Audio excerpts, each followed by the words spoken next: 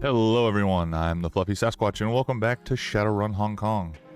Last time we delivered Kindly's message, came back, reported to Kindly, got our sins wiped, took a, good nap in our new base of operations, and now we gotta see what she has for us.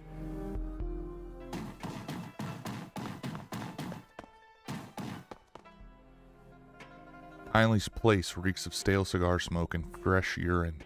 The clicking of mahjong tiles is strangely absent. In its place is a low murmur of laughter and an air of eager anticipation. All eyes are focused on the groaning figure kneeling bloody and bound at the feet of Kindly Ching. She beckons to him with her finger and he struggles towards her, the loud rustling of the plastic tarp crackling under his knees as he moves. His pants are wet with fear. An acetylene torch lies on the table at Ching's right hand. Kindly Ching ignores the scene. She behaves as if all is right in the world. How did you sleep, my little ones?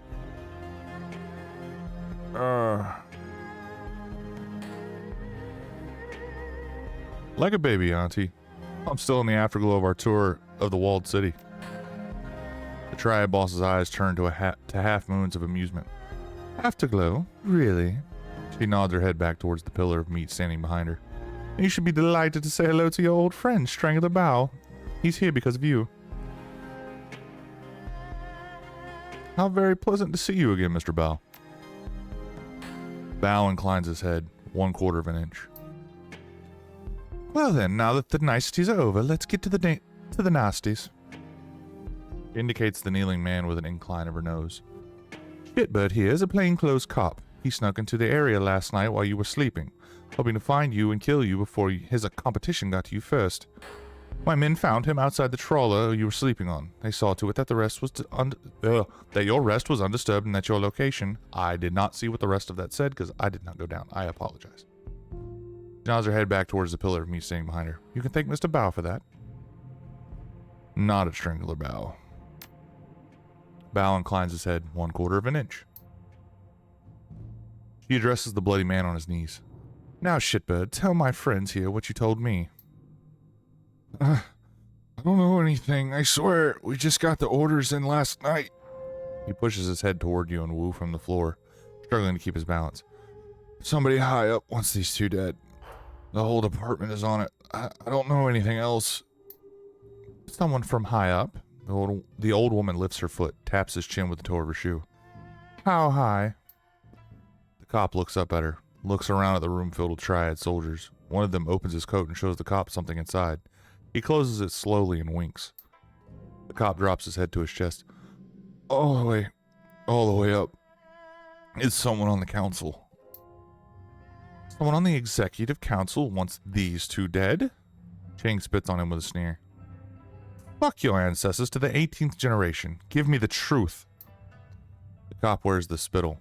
He never lifts his head. It's the truth, madam. I swear it. Whoever it was labeled them as terrorists were to terminate with extreme prejudice. Kylie Cheng shuffles closer to the kneeling cop, reaches down and strokes his head with her hand. Then she slowly digs her fingers into his scalp. She pulls back hard until his chin points high. Triad boss leans in close and searches his eyes with her own. That's all he's got. She lets go of his head and smooths his buzzed cut hair with her hand.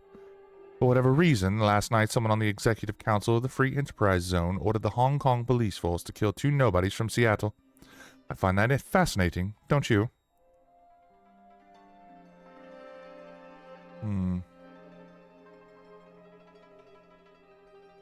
I call that some messed up shit.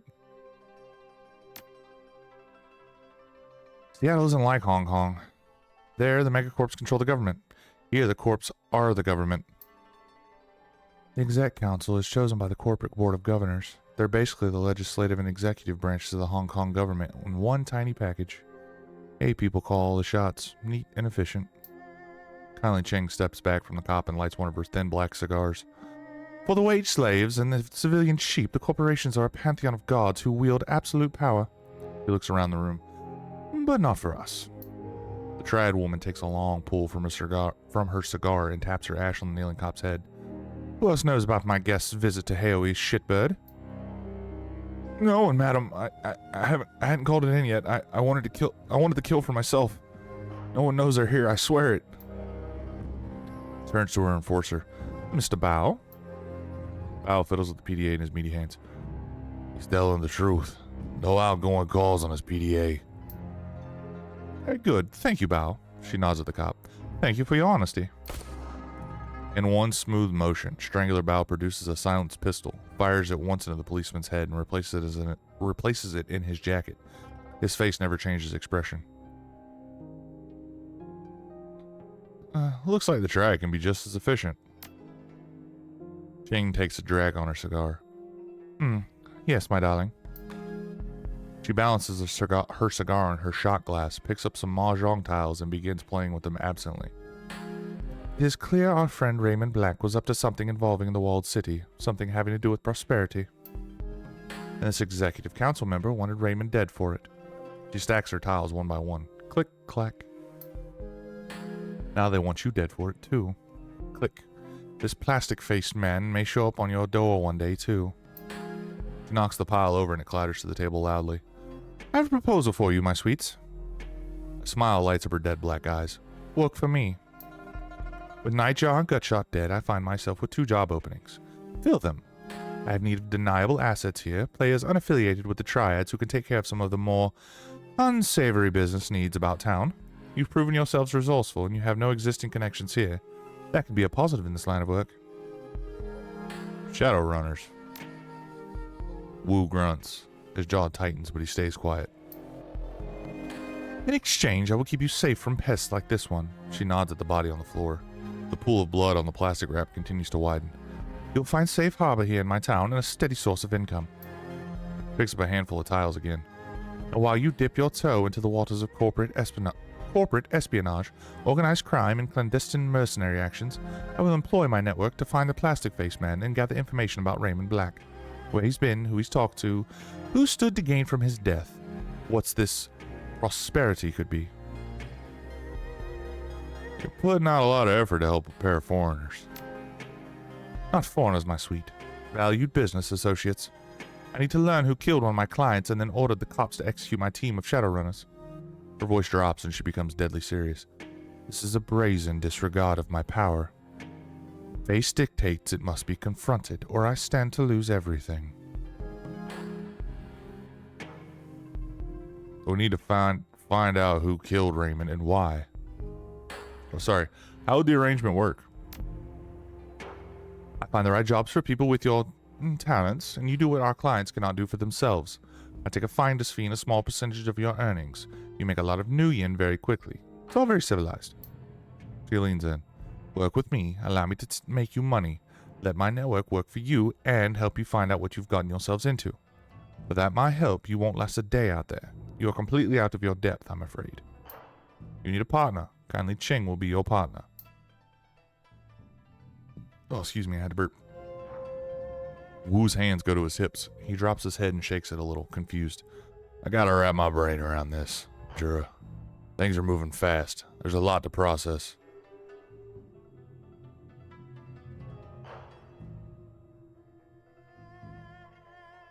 Come on, Wu. You and me. On the streets together again.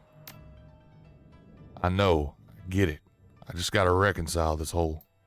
He grips the back of his neck, squeezes hard, rips his hand away. Ah, fuck it. I'm not a cop anymore. That guy's dead. He nods. The decision's made. I'm in. What about you?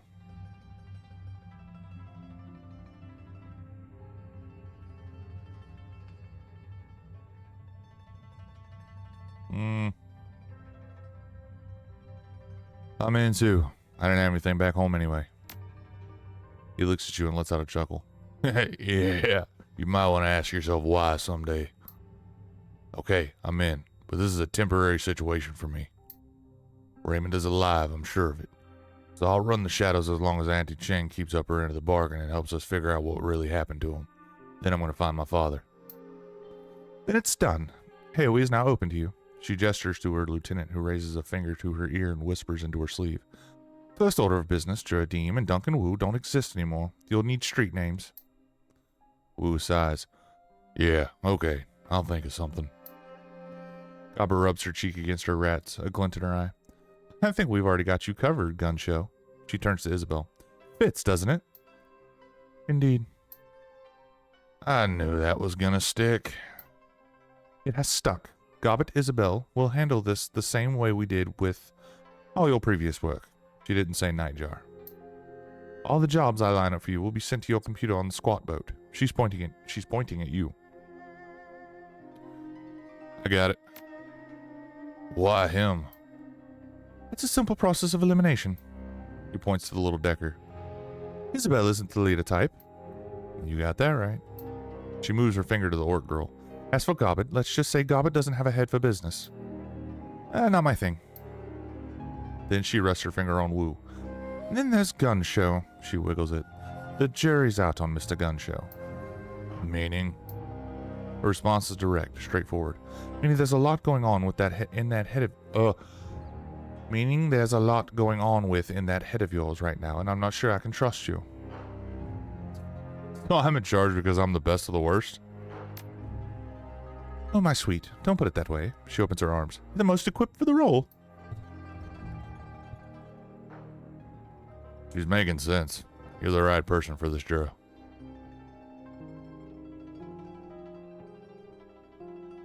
I had a handle back in the Barrens. Jury duty. Guess it's time I dusted it off.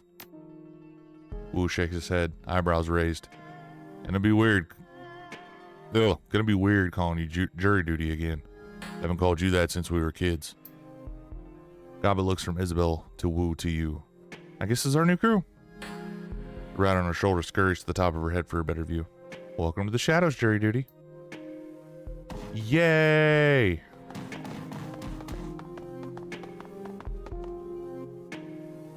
Alright, crew advancement available. As you lead your team through the shadows, your companions will continue to develop and learn new combat skills. Pressing the icon in the lower right hand of the screen will open the crew advancement menu.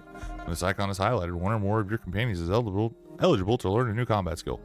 Each advancement level, you may choose one or two possible combat skills for each of your runners. Choose wisely. Okay.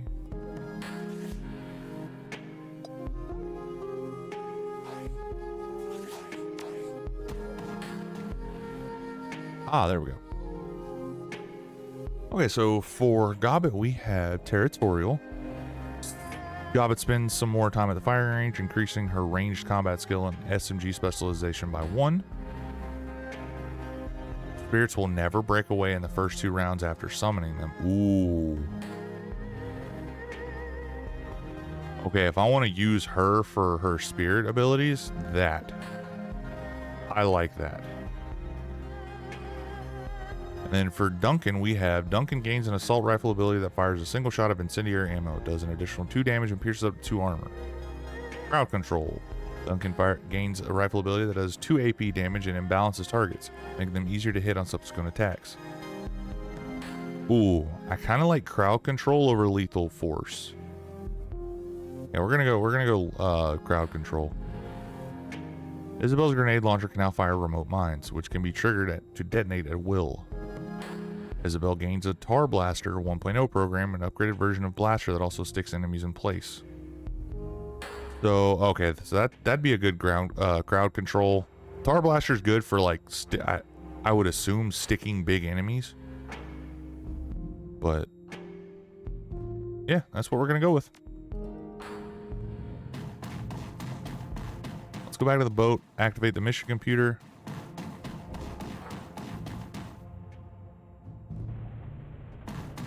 Ooh, what's in the hatch? Hey, look, it's a new guy. It's oppressively hot down here, and the air is full of synthetic odors that grab you by the sinuses and refuse to let go. You can smell engine grease and melting plastic, ionized air, and lead solder. Quick scan of the room tells you why. The downstairs tenant has converted this space into a machine shop. Metal fabrication tools and Duraplastic extruders line the walls, and a pair of heavy industrial manipulators hang from the ceiling. A man in a black trench coat stands with his back to you, staring at a monitor mounted above a sturdy workbench. He addresses you without turning. Ah, I was wondering when I'd meet the new neighbor. His voice is pleasant. Oh, no, hang on. Ah, I was wondering when I'd meet the new neighbor. His voice is pleasant, cultured. There's a hint of a Russian accent there, but it's buried under the layers of nuance. Please, stay where you are. I'll be with you in just a moment. And unless you fancy an unplanned trip to a chrome alley, don't touch anything. There are all manner of tools in here that could take your hand clean off. Take your time. I won't touch anything. You are very kind. Thank you. Examine the robotic arms mounted on the ceiling. You focus on the enormous manipulator arms that you saw earlier. They're bulky, industrial things, dented from years of heavy use. Each arm has been fitted with at least a dozen different welders, soldering guns, extruders, and metal fabrication tools. You've seen machinery like this in factories before, but they look terribly out of place in a bolt and the bolt hole's cramped engine room. Very good. Yes, that's coming along nicely. Very nicely indeed. He turns towards you, smiling, and for the first time you see his face. He has broadly handsome Slavic features and a chiseled jaw. His eyes are like flecks of ice. Sorry to have kept you waiting, Mr. Jury duty. No problem, don't worry about it. You're too kind. Now tell me, what can I do for it? His voice trails off as a flash of motion catches his eye. With alarming speed, a sinister-looking drone scuttles out from under the work table. Its movements are surprisingly agile and fluid. The machine rears back menacingly, spreading its forelegs in a clear sign of aggression. The man's smile tilts, and his tone goes apologetic. Please don't mind the drone. He can be territorial. But so long as you remain civil, he will not bite. He extends a hand. Simultaneously, the drone relaxes into a neutral position, lowering its killing legs. Reactor. My mechanical counterpart here is called Koshe. A pleasure.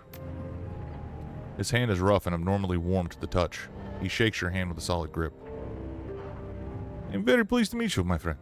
In a community such as Aoi, it's important to be on good terms with one's neighbors.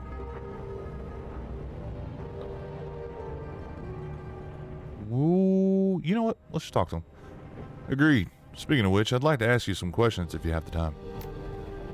He glances at the bracer on his forearm. A technical display winks to life, then gutters out. Very well. This morning's casting should still be cooling for a few minutes yet. That's time enough to talk. Koshe is an interesting name for a droid. Yes, I suppose that is. Not many riggers would name their most prized possession after a villain from a fairy tale. And not to my heritage, I suppose. What was the fairy tale about? A thoroughly unpleasant person. Koshe the Deathless, he was called. And for good reason. His soul was cleverly hidden outside of his body, and he could not be killed so long as it remained intact. Koshe was a villain, and a notorious kidnapper of women, but something about him always stuck with me. I suppose that it was the notion of immortality to cleverness that resonated. There was something to be learned from that, I was sure. And so when it came time to name my beloved creation, his was the first name that came to mind. And is your drone deathless like its namesake? In the manner of speaking, I suppose that he is. I have redundant copies of every piece of his architecture, and his core programming is stored on disk in a secret location. Should he ever suffer critical damage, I can easily bring him back. I had a plan once, to automate the self-repair process. I must confess it was really quite ingenious, but alas my research was lost. One day I will reclaim it, and Koshe will become as deathless as the stories claim, but it will not be today. Are you Russian? Thought I caught a hint of an accent there. He nods. You have very good ear. I'm impressed, yes. I grew up in Nizhny Novgorod. I'm sorry if I butchered these names to anybody who is of Russian descent. I'm trying my best. Went to school there. Started my career there in the industrial sector. A fairly common story, I'm sure. But I have also traveled a great deal. And in so doing, I have absorbed a number of other languages and dialects. How many languages do you speak? Counting Russian and Cantonese? 15. He shrugs apologetically. It shames me to admit that I am only literate in 12, however. You're either way too hard on yourself or acting ashamed to cover up the fact that you're bragging. His brow furrows. Koshe takes a step forward. I assure you I am not bragging. In truth, I've never much cared what anyone else thought of my abilities or accomplishments. I'm quite self-sufficient in that regard. If I tell you that I feel ashamed, it's because I do. When knowledge eludes me, I take it poorly. His shoulders relax, and Koshe adopts the same posture. The curse of perfectionism, I suppose. You've got some interesting machinery in here, not the kind that you typically see outside of corporate settings. He smiles. The same could be said of many in Haley, I'm sure. This is a smuggler's den, is it not? Our entire economy is based on people having things that they shouldn't. Is there a particular device that interests you out of curiosity? Robotic arms that you've got over there. They look like something taken from an automotive assembly plant. His smile flashes brilliantly in the light.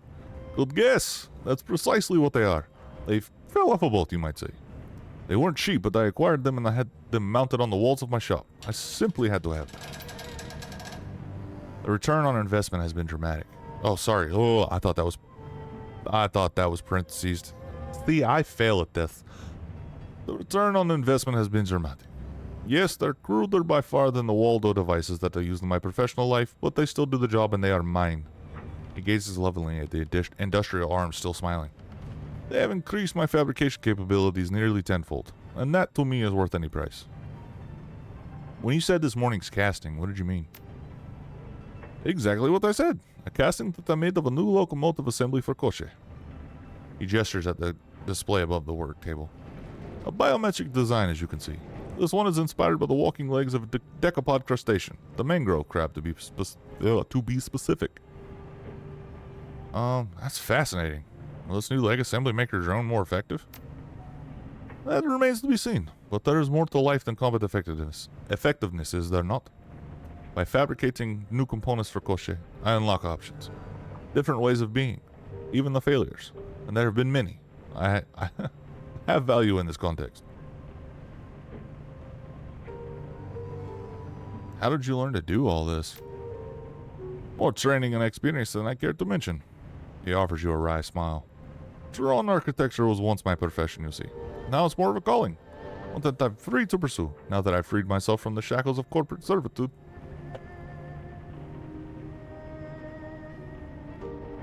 You said that you used to work for a corps. Whose payroll were you on? He sighs. That is something of a sore subject, Mike. My departure was involuntary, you see. I did not part ways with my employer under the best of terms. I will tell you that I worked for Grishin Aviarka. But you'll forgive me if I don't want to go into detail. Keeping all this machinery running can't be cheap. How can you afford it? Freelance. At the risk of sounding immodest, I've commodified myself rather well. There are always corporations in need of design consultations. You'd be surprised by how lucrative such work can be. And there's always other work that I can turn into it in a pinch. You said that you did other work besides consulting. Care to tell me what kind? He pauses, and for a second, something flashes in his eye. Koche lowers its body into a crouch. A rather personal question, wouldn't you say? Maybe, but then we're having a personal conversation. Indeed we are, but even in personal conversations, certain topics can be held off limits. Truth be told, I don't feel especially comfortable discussing my side work with my relative strangers. Suffice it to say, my freelance activities often fall on the illicit end of the spectrum. That's okay. I'll drop the subject. Maybe we can come back to it later. Perhaps. He glances at the display on his bracer again. Now, will there be anything else? I gotta get back upstairs. Very well. Come back anytime. It's pleasant to have someone to talk to. Oh, we will be back. You're interesting. You're also not an a-hole, so... Alright, let's go activate the computer. After I make sure there's nothing else hidden here. Next episode, we're gonna have to talk to everybody, aren't we? Ugh. I just wanted to talk to the new guy. Your workstation and mission computer. The cool blue tones of the workstation's main menu fill the screen. A blinking message in the upper right-hand corner notifies you that you have 6 unread messages.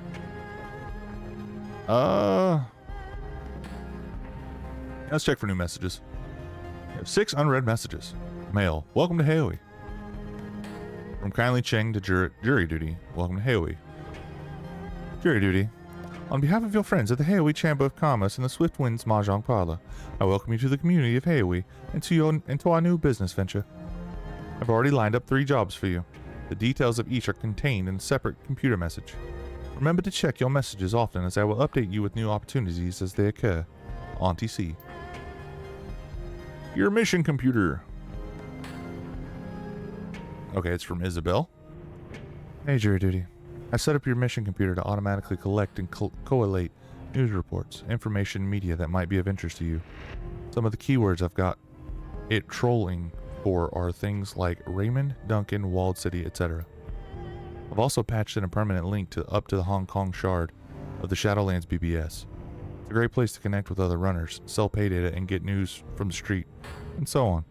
Don't be shy about taking a look. Oh my god. Oh. I don't know what I freaking did, man. I got the hiccups now. Resources from Bao Jianjun. Hope I'm saying that right. I am so sorry. I've been instructed to inform you of the various suppliers present in Heihui. Auntie Cheng has cultivated a commercial district of well-stocked and trustworthy vendors. Whoever you choose to do business with, you will be in good hands. Ermine Fafai at Club 88 is an excellent resource for acquiring additional weapons, should you require any. If you are in need of magical supplies, go to the parlor 5 Phases. If you desire training in the path of the adept, seek out Spider Shin. She can help you as well as supply you with any close quarters weapons that you might desire. Chrome Alley can supply you with cybernetic enhancements and medical supplies. The proprietor, 10-Armed Ambrose, is a cyber surgeon of some repute. Lost Techno Palace is a Wampoan-run supplier of the local decking community. The place is hard to miss, just look for a sign glowing in the sky. If you need drones, reliable Matthews Robot Bazaar is your best bet, and I pity you. Best of luck in the shadows. As fresh meat, you're likely to need it. Strangler Bow. Oh, it's Strangler Bow. Serial killer. Got a problem, jury duty, and you're going to help me solve it. I do a lot of business with the Wampoans. If you're not familiar with the term, I forgive you. You're an outsider after all. Wampoans are a tribe of techno-fetishists and decas who've taken up residence in the Whampoa Garden area of Hong Kong. They make and trade high-tech goods to people from all over the world. A lot of Nuyen passes through their pasty little fingers, and I make a lot of money brokering deals between them and the smugglers here in Heihui. A bit of snag, though. The Whampoan elders, their council of leaders, are being eliminated by a serial killer. They've asked me to dispatch someone to get at the bottom of it and stop the killings. They're not taking their goods through my turf until I do. You're going to be my proxy there.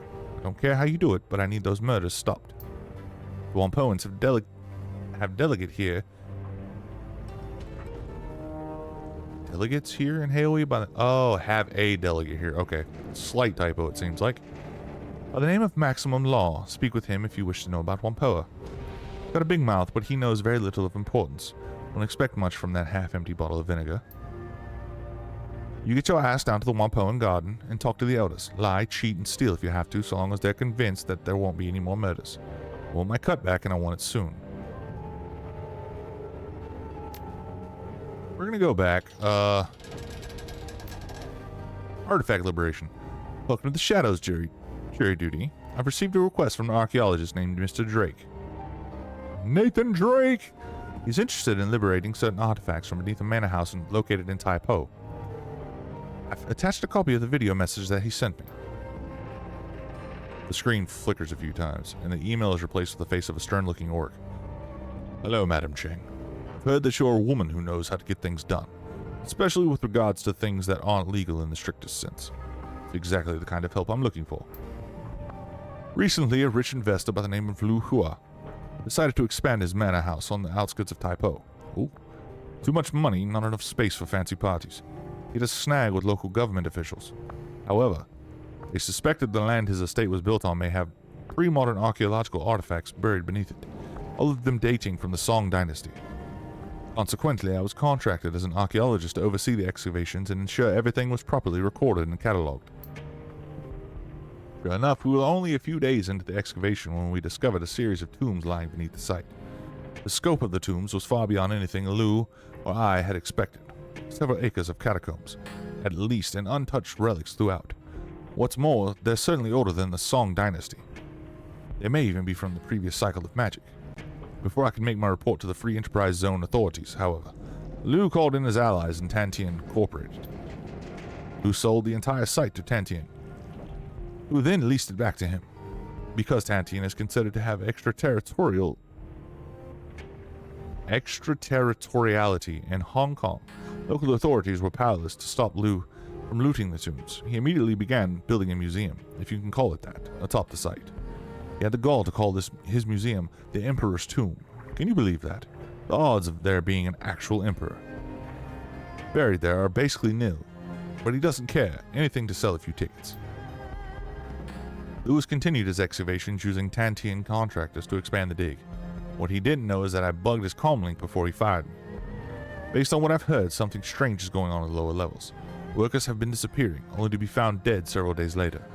Whatever is down there is too dangerous to be left in Lew's hands. Lew must have found my data line tap, though. I stopped receiving any information 3 days ago. The last thing I heard him talking about were a pair of ancient texts that workers had discovered. Then he issued an order that further excavation should be halted until he can secure the subterranean areas. I'm betting those texts are the cause of whatever's killing the workers. Quite a bit of experience with these kinds of dangerous excavations, but an operation of this scale is beyond me, and I need a team that's tough enough to get in and survive, aren't afraid of making a mess, and who can get out with the books and whatever else they can carry. Beyond the 2 texts, I'm willing to pay very well for whatever other artifacts your team can liberate. The more valuable, the better.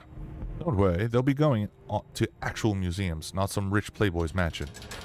We've got a second program in place that'll suppress Lew's security system. The team will have to be careful, though. There are only so many alarms I can suppress. Go beyond that number and I'll scrub the mission. I've included a catalog of likely items to help the team appraise the most valuable ones. They don't need to be subtle, in fact. I'd prefer they make it look like a common robbery. Tell them to smash and grab what they can. Let me know when you find a suitable group of Shadowrunners. There you have it. A nice, simple robbery. You think you can handle something that basic, dear? I have faith in you. Let me know when you're ready to proceed. I'll contact Mr. Drake when you're on the way. And then geomantic sabotage. Sabotage! Oh. Geomancy is big business in the free enterprise zone. Here in Hong Kong, Feng Shui isn't just the act of rearranging your kitchen to make things look pretty. The fortunes of empires rise and fall with the ebb and flow of qi, and sometimes that flow needs a helping hand. Wuxing Incorporated are the preeminent practitioners of large-scale key manipulation here in the Free Enterprise Zone. They've gone to great lengths to channel key from all over Hong Kong into the headquarters, an enormous monstrosity that they call Wuxing Sky Tower. There, it is focused and transformed into good fortune through the building's geomantically attuned architecture and interior decoration. Our client believes that this is time for Wuxing's good luck to run out. You are to infiltrate the Sky Tower and disrupt the flow of key throughout the building, but you are to do so in 2 distinct locations, or in 2 distinct fashions. First, you must disrupt the feng shui of the offices by subtly altering the environment of that level. It consists of minor adjustments of desks, spilled water, and other small activities that are unlikely to be noticed. Ordinarily, even subtle disturbances of this nature would be noticed. Holy crap. This is why the client wishes you to make a much louder demonstration on the rooftop garden. The garden is to be ransacked, utterly destroyed, set things to fire, uproot trees, that kind of thing. Our client has also specified that he would like you to destroy the large Buddha statue in the garden, smash the thing to bits, and leave them scattered across the rooftops. This level of destruction will keep Wuxing's geomancers busy long enough that the more subtle disruptions below will take effect. In addition, it will send the kind of message our client would like Wuxing to hear. Have the utmost faith in your ability to cause destruction. The more disruption you can cause on both levels of the Sky Tower, the happier the client will be. Given your own skills with magic, you should have an easy time identifying the most effective ways to disrupt the key of the building. Jobs directory? Okay, so I can go there and get that. Active jobs, and then completed jobs. Handle MBBS. Post pay data. Oh! Okay, so let's read that in its entirety. Shadowland connection established successfully. Strength 100%, spoofing 1. Welcome to Shadowland. Post pay data for sale. Attach data to escrow account. Data will be automatically sold to the highest bidder. Both parties will remain anonymous throughout transaction, and we're going to post the animal dealer contracts. Posting successful. Posting will remain active for 2 days. Alright. Well, I think that's what we're going to call it an episode. I hope you guys enjoyed. I know that was a lot of talking and a lot of like lore and not really, I don't know, I didn't feel like we really got anywhere. But hopefully next mission we'll be done with most of the talking and then we can start taking on the jobs and everything. But I do want to go check out all the vendors. I want to talk to our party members and yeah, see if there's anything else in the immediate area, and then we'll take on the first of the 3 jobs. Have a great day. Remember to be kind, stay gorgeous, take care of yourselves. We'll catch y'all in the next episode. Goodbye.